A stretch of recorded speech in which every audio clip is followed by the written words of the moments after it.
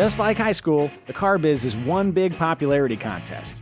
The latest vehicle category climbing the automotive social hierarchy is compact SUVs.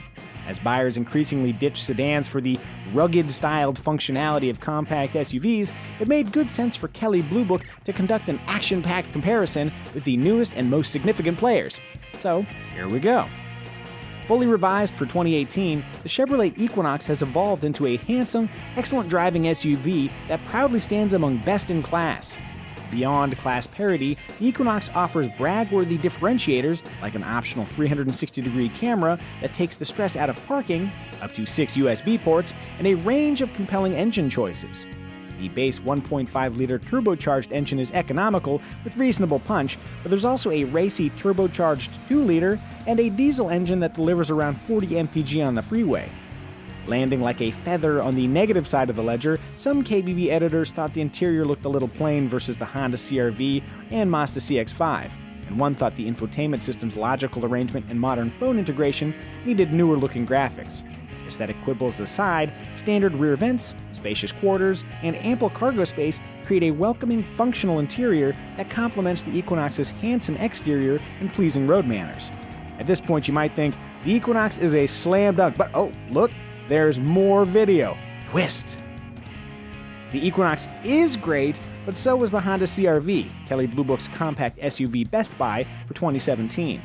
Supported by optional driving aids like lane keep assist and adaptive cruise control, the Honda CR-V steers, brakes, and accelerates in smooth, predictable fashion. In all but the lowest CR-V trim, a continuously variable transmission and a small displacement turbocharged engine defy the odds to deliver acceleration that's smooth and spunky. And if you're looking to sell peanut butter, consider that a freebie. And if you're looking to save money at the pump, take note. According to the EPA and our own observations, the 2017 CR-V is the most efficient SUV in this group.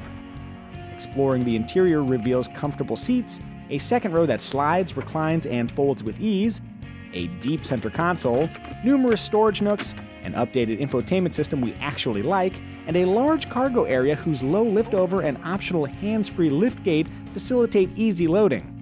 Rounding out our sycophantic love are resale values that contribute to reduced long-term costs.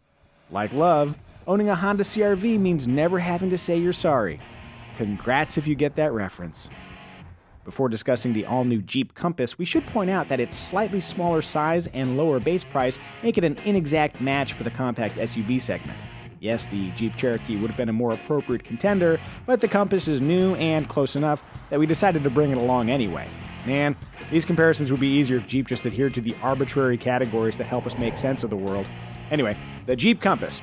It's small versus the rest of our test group, a fact most evident when loading cargo or sitting in the non-reclining, excessively vertical rear seats. If those size limitations irk you, remember, the Compass starts thousands lower than these other SUVs.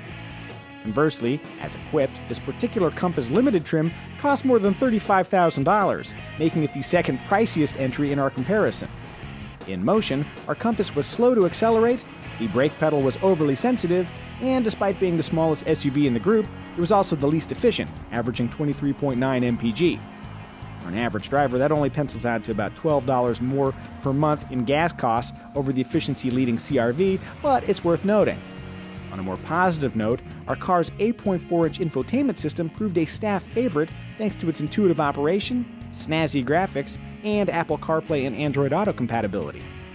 Before choosing the Jeep Compass over another SUV, be sure you're comfortable with lower predicted resale values, underwhelming fuel economy, and leisurely jaunts through passing zones. But if all of that sounds agreeable, owning a Compass could be lots of fun.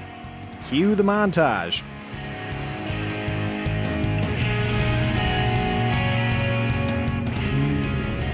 Moving on, we have the 2017 Kia Sportage. As a former KBB Best Buy, the Sportage is filled with praiseworthy traits, including supportive yet compliant seats and a highly usable cabin comprised of quality materials. Despite including ventilated front seats, a heated steering wheel, a hands-free tailgate, leather, and navigation, our mid-tier EX trim with the premium and technology packages clocked in around $32,500, making it the least expensive entry in this comparison. We'd have nothing but praise for the Sportage's value-priced option list if only it offered adaptive cruise control. Kia offers a more powerful 2-liter turbocharged engine, with a 2.4-liter engine in our tester delivered reasonably brisk acceleration and good fuel economy. On that second point, our car's 23 mpg combined fuel rating ranked worst in our test, and yet, over our test route, we averaged 25.2 mpg, landing it squarely mid-pack. Comfortable, livable, overflowing with cool features, and boasting one of the best warranties in the segment, the Kia Sportage remains one of the best compact SUVs you can buy.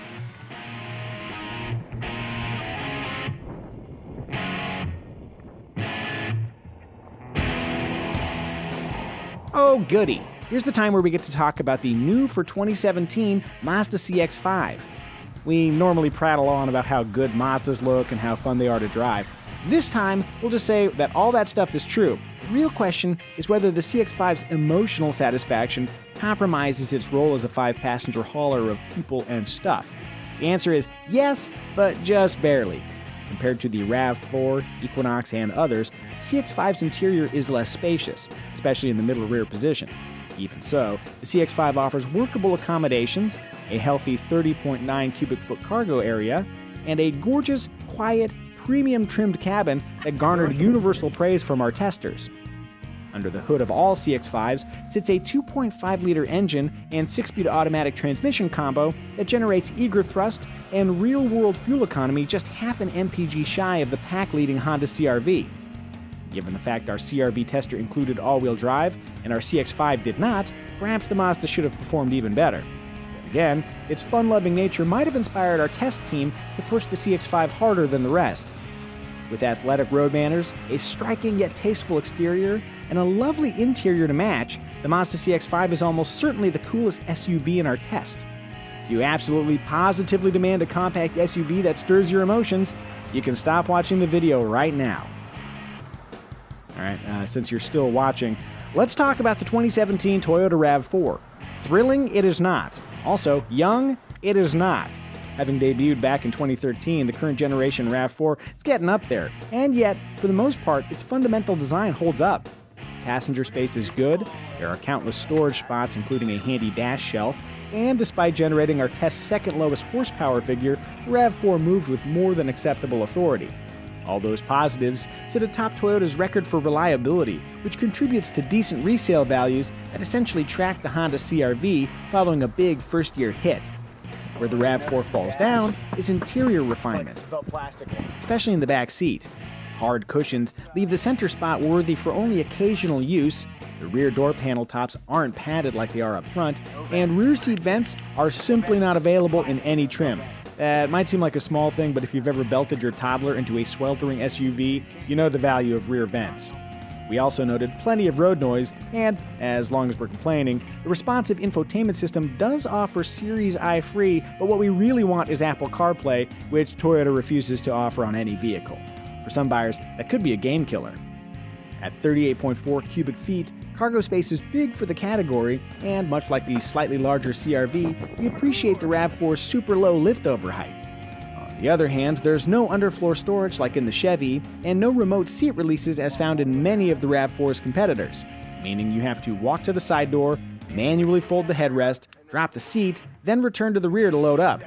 Imperfect though it may be, the Toyota RAV4 still delivers a comfortable ride, an equally comfortable driving position, impeccably shaped seats that are virtually free of pressure points, good fuel economy, and the responsible allure of being a Toyota.